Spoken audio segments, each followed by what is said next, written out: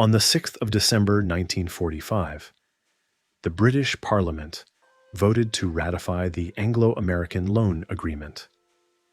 The vote was 343 to 100.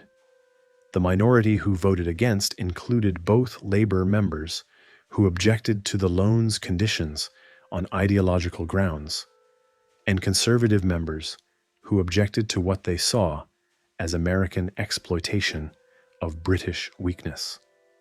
The majority who voted in favor did so not because they liked the terms, but because they had no alternative. Britain was broke. The war had been won. The empire was intact, in the sense that the flags still flew and the governors still governed. But the financial reality was stark.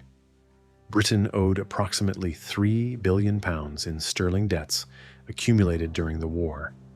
Its gold and dollar reserves were nearly exhausted, and its export capacity had been so thoroughly redirected toward war production that it could not immediately generate the export revenues it needed to pay for the imports on which the British economy depended. The loan that Parliament ratified that December was not what John Maynard Keynes, who had negotiated it in Washington over the preceding months, had hoped for. Keynes had gone to Washington expecting American generosity. He had made the case that Britain had fought the war as America's ally, had been fighting for 2 years before America entered, had borne disproportionate costs, and deserved American support, not as charity, but as a recognition of the common cause in which both countries had been engaged. He had hoped for a grant. He had expected, if not a grant, then at least a loan on generous terms, low interest, long repayment period, minimal conditions. What he got was a loan of $3.75 billion at 2% interest, repayable over 50 years, with conditions attached that were more consequential than anything in the loan agreement itself. The conditions were the mechanism through which America took Britain's empire, not in a single dramatic act.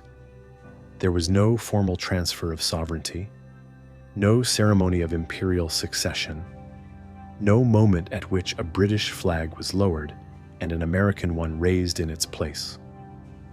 The transfer was accomplished through the specific financial conditions of the 1945 loan, through the Bretton Woods international monetary system that the loan conditions required Britain to join, and through the specific crises: the convertibility crisis of 1947, the Suez crisis of 1956, the sterling crises of the 1960s, that the financial conditions produced. By the time the process was complete, in the late 1960s, when Britain finally withdrew from its commitments east of Suez, the British Empire had been replaced by an American-led international order in which Britain occupied an important but fundamentally subordinate position. The story of how America lent Britain money and took its empire is not a story of American villainy. The American officials who negotiated the 1945 loan, Harry Dexter White at the Treasury, Dean Acheson at the State Department, Fred Vinson, who replaced Henry Morgenthau as Treasury Secretary, were not acting with malicious intent toward Britain. They were acting with American intent toward the international system, working to create a post-war international order that would serve American interests, that would be organized around the principles of free trade and currency convertibility that American exporters needed to access world markets, and that would prevent the return of the economic nationalism. And its implementation required the dismantling of the specific imperial economic arrangements, the sterling area, imperial preference, exchange controls, through which Britain had managed its empire and its trade for the preceding decade. To understand what America took from Britain through the 1945 loan, you have to understand what the British Empire actually was in economic terms in 1945, not the romantic vision of the pink map and the civilizing mission, but the specific economic architecture through which British financial and commercial dominance was maintained, and through which British living standards and British strategic power were sustained. The British Empire in 1945 was held together, economically, by two specific institutional arrangements. The first was the sterling area, the group of countries that held their foreign exchange reserves in sterling, conducted their international transactions in sterling, and maintained their exchange rates fixed relative to sterling. The sterling area included the dominions, the colonies, and a number of independent countries that had historical commercial ties to Britain. It gave Britain enormous financial leverage because countries in the sterling area were effectively lending Britain money every time they accumulated sterling reserves. And because Britain could manage its international financial position by managing the sterling area's collective reserve position rather than its own bilateral balances with each country. The second was imperial preference, the system of tariff arrangements established at the Ottawa Conference of 1932, under which British colonies and dominions gave preferential tariff treatment to British goods, and Britain gave preferential tariff treatment to empire goods. Imperial preference was the specific mechanism through which British manufacturers retained guaranteed markets in the empire, even as they lost competitiveness in world markets more generally. It was, from an American perspective, a discriminatory trade arrangement that closed empire markets to American competition, and closing empire markets to American competition was precisely what the United States was determined to prevent in the post-war order. The conditions attached to the 1945 loan addressed both of these arrangements directly. The key condition was the requirement that Britain make sterling convertible, that is, allow holders of sterling to exchange it freely for dollars, within 1 year of the loan becoming effective. This condition was the specific mechanism through which the sterling area's economic coherence would be destroyed. If sterling was freely convertible into dollars, then every country that held sterling reserves had an incentive to convert them into dollars. Because dollars were more useful than sterling for international transactions in a world where America was the dominant economy. The predictable consequence of convertibility was a run on British dollar reserves, as sterling holders rushed to convert. And this is precisely what happened when convertibility was implemented in July 1947. The convertibility crisis of 1947 was the first and most dramatic demonstration of the consequences of the loan conditions. Within 5 weeks of the introduction of convertibility, Britain had lost approximately $700 million of its dollar reserves, nearly half of what remained of the loan. The drain was so severe that Britain was forced to suspend convertibility on August 20th, 1947, less than 6 weeks after it had been introduced. The suspension was a humiliation. It demonstrated that Britain could not maintain the financial obligations that the loan agreement required, and it confirmed American suspicions that Britain's financial position was even weaker than they had realized. But the convertibility crisis also revealed something deeper about what the loan conditions were doing to Britain's imperial position. The countries that had converted their sterling into dollars in those 5 weeks were primarily members of the sterling area, colonies, and dominions that were supposed to be Britain's loyal economic partners. They had converted because it was in their individual financial interest to do so, regardless of the consequences for Britain. The convertibility requirement had, in 5 weeks, demonstrated that the sterling area's cohesion was contingent on the absence of alternatives. That once sterling holders had the legal option to switch to dollars, they would do so. The sterling area had been held together not by preference, but by necessity. And once necessity was removed, the preference was for dollars. Keynes had died in April 1946, before the convertibility crisis confirmed his worst fears about the loan conditions. He had understood better than most what the convertibility requirement would produce. In his last speech to the House of Lords, in May 1946, he had argued that the conditions attached to the loan were more constraining than they appeared, and that their implementation would require from Britain efforts that might prove beyond its capacity.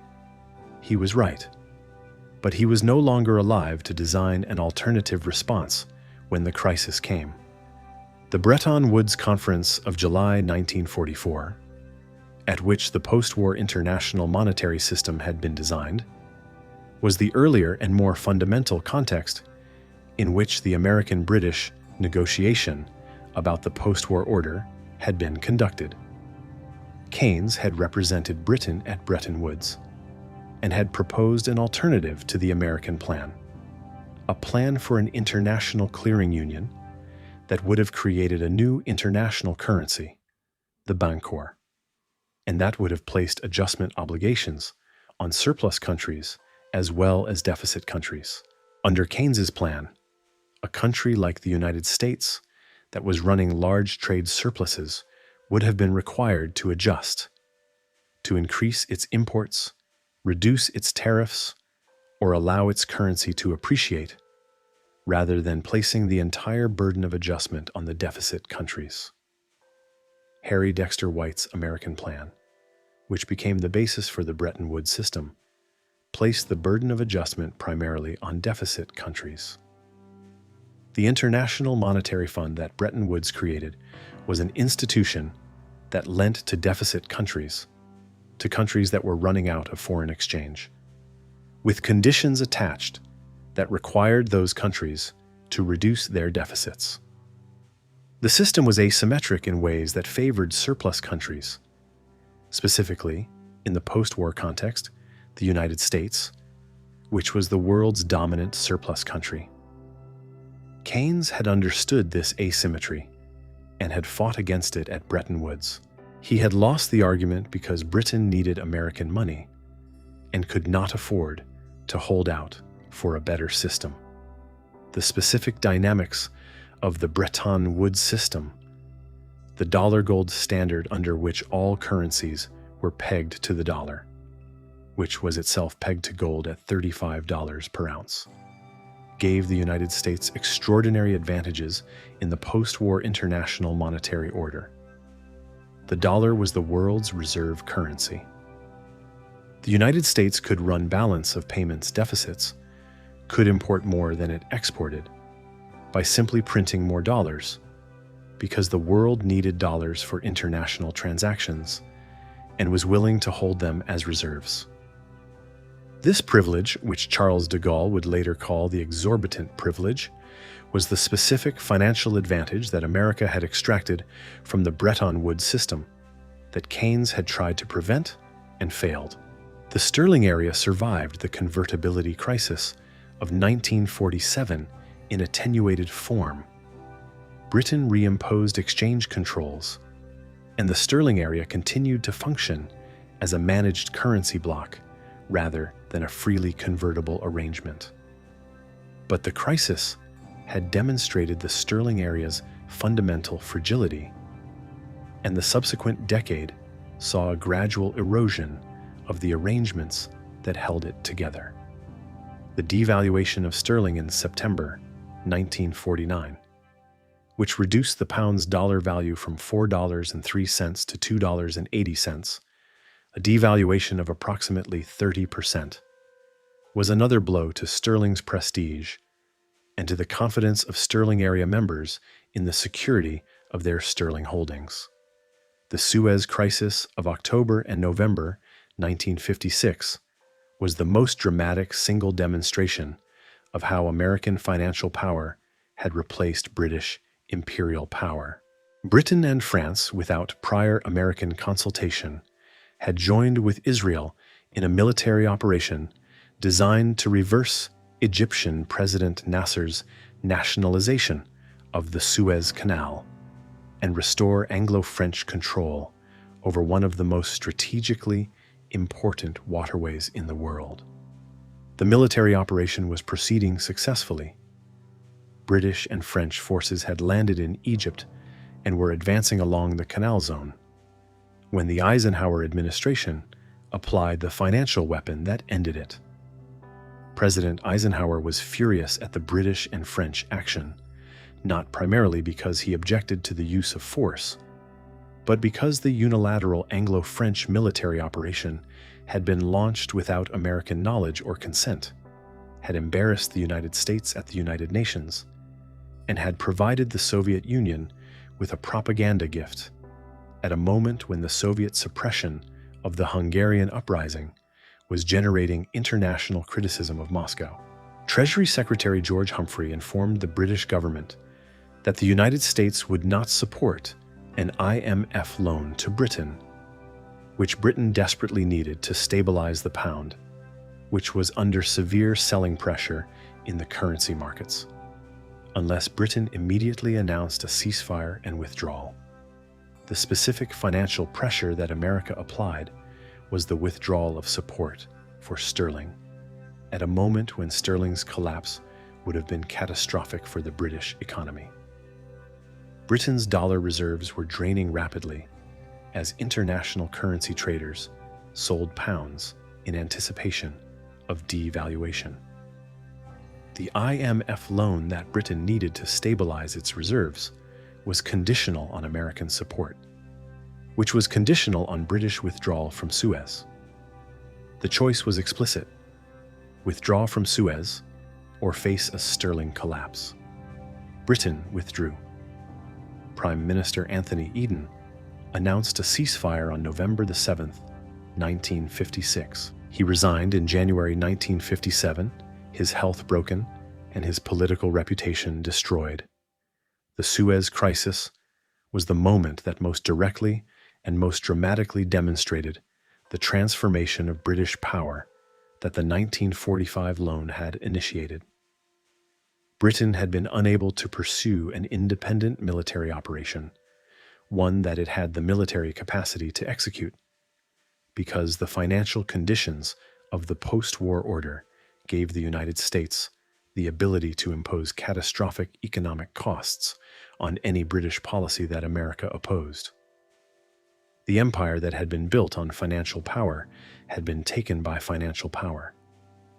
Harold Macmillan, who succeeded Eden as Prime Minister, drew the specific lesson that British foreign policy must be aligned with American policy, because British financial dependence made any alternative impossible. His formulation, that Britain would be Greece to America's Rome, providing wisdom and experience to the new hegemonic power, was the intellectual rationalization of a dependency that Suez had made undeniable. The special relationship that has characterized Anglo-American relations since 1956 is, in significant measure, the relationship between a former empire and the power that superseded it, a relationship in which British influence is exercised by shaping American policy from the inside rather than by pursuing independent British objectives. The sterling crises of the 1960s, the repeated episodes of pressure on the pound that forced the Wilson Labour government into painful choices between defending sterling and pursuing its domestic economic program, were the chronic expression of the financial vulnerability that Suez had dramatically exposed. Harold Wilson's Labour government, elected in 1964, came to office with an ambitious program of economic modernization, industrial investment, social reform, the building of the welfare state, that required public spending, and that was incompatible with the deflationary measures that sterling's defense required. The Labour government spent most of the 1960s trying to avoid devaluing sterling, trying to maintain the pound at $2.80 against market pressure, because devaluation was seen as a political humiliation and as a demonstration of British economic weakness. The devaluation of November 1967, which reduced sterling from $2.80 to $2.40, was the economic crisis that forced the final reckoning with Britain's imperial overstretch. Wilson's government announced in January 1968 that Britain would withdraw its military forces from east of Suez, from the Persian Gulf, from Malaysia, from Singapore, by the end of 1971. The withdrawal east of Suez was the specific act of imperial retreat that marked the end of the British Empire as a global military and strategic presence. It was not caused solely by the 1945 loan or by American financial pressure, but the 1945 loan had initiated the financial trajectory. The sterling crises, the Suez crisis, the chronic balance of payments difficulties, the inability to sustain imperial military commitments that made the east of Suez withdrawal necessary. The American side of this story deserves examination alongside the British side. What did America gain from the 1945 loan and from the dismantling of the British imperial economic system that the loan conditions initiated? The gains were specific and substantial. American exporters gained access to sterling area markets that had been closed to them by imperial preference, markets that included large and important economies in the Commonwealth. American financial institutions gained from the displacement of sterling by the dollar as the primary international reserve currency. The exorbitant privilege of dollar seigniorage was worth hundreds of billions of dollars to the American economy over the post-war decades. American strategic interests gained from the construction of a Western alliance, NATO, the network of American bases, the American-led international institutions, in which American leadership was unquestioned because no alternative power could challenge it. These gains were not purely cynical.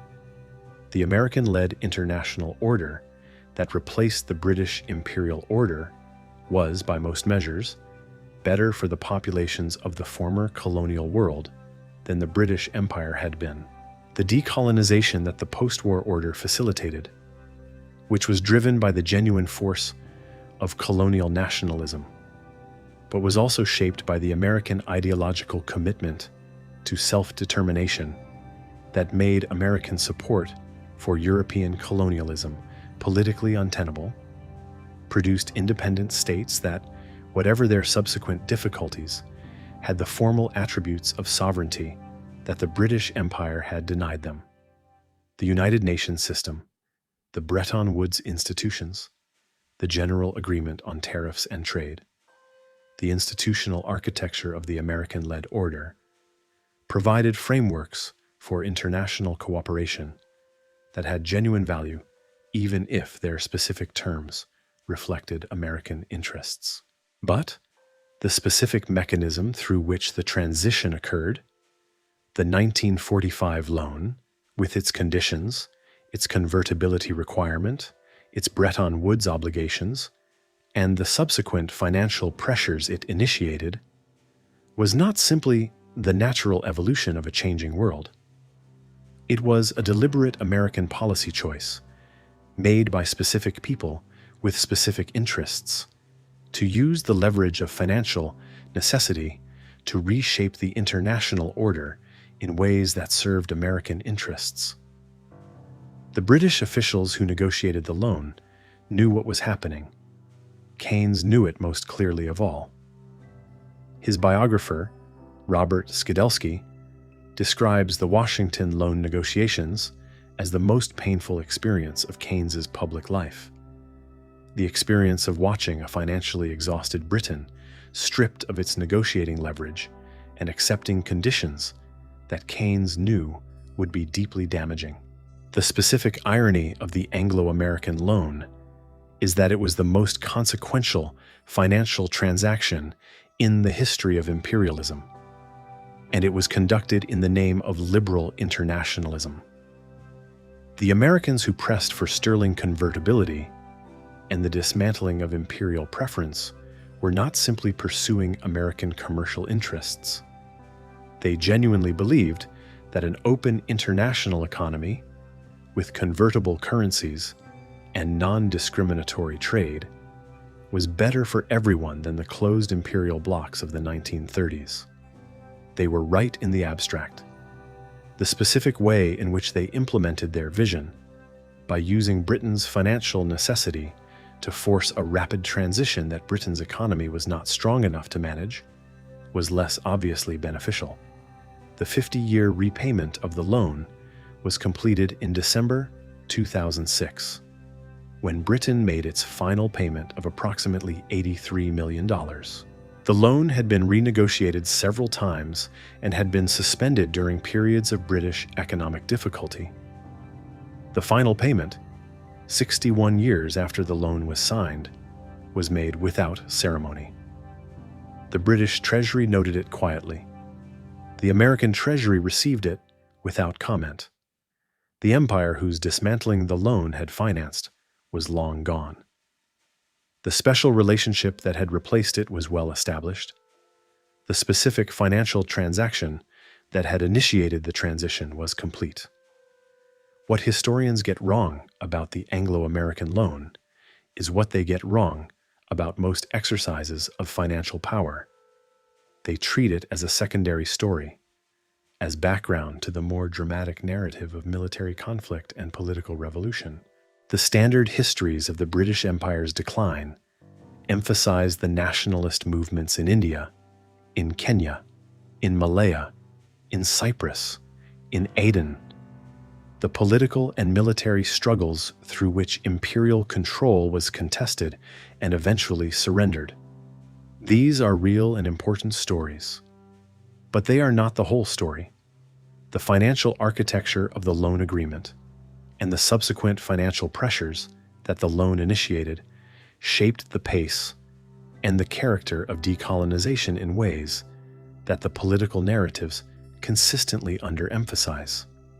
India's independence in 1947 was possible partly because India held enormous sterling balances, accumulated during the war when Indian resources were mobilized for the British war effort and paid for in sterling rather than in dollars or gold. These sterling balances gave India financial leverage over Britain that was independent of the political and military contest for independence. The sterling area's fragility, which the convertibility crisis of 1947 demonstrated, made it harder for Britain to resist Indian independence demands because it needed to maintain India's cooperation within the sterling area, even as it was losing political control of the subcontinent. The Anglo-American loan was not simply a financial transaction. It was the instrument through which the world's largest empire was dismantled, and the world's largest economy took its place. It was accomplished not through conquest but through contract, through a loan agreement that a financially exhausted power signed because it had no alternative. The British officials who signed it knew what they were signing. The Americans who drafted it knew what they were doing. History sometimes turns on military battles. Sometimes it turns on loan agreements signed in Washington hotel rooms by exhausted negotiators in December 1945. This was one of those times. If this story changed the way you think about the relationship between financial power and imperial power, about how empires end not through military defeat, but through financial exhaustion and contractual obligation, subscribe. Every week we go deep on the specific financial mechanisms and the specific moments of decision through which the world we live in was made. Drop a comment below on whether you think Britain got a fair deal from America in 1945, or whether it was exploited at its moment of maximum weakness. I read everyone. I'll see you in the next one.